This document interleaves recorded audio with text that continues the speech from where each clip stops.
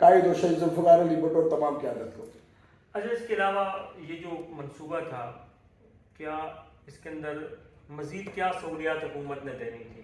یعنی جس میں میں نے جو اس کا پرپوزل پڑھا اس میں یہ ہے کہ ایک جو سیکٹر ہے اس کے اندر رہائش نہیں ہے، وہ ویلفیئر کے لیے مخصوص ہے، یعنی وہاں پارکس وغیرہ ہوں گے، اور اس میں ایک اسٹیڈیم کا پرپوزل موجود ہے، اس کے لیے انہوں نے پلاٹ بھی مختص کیا ہوا ہے.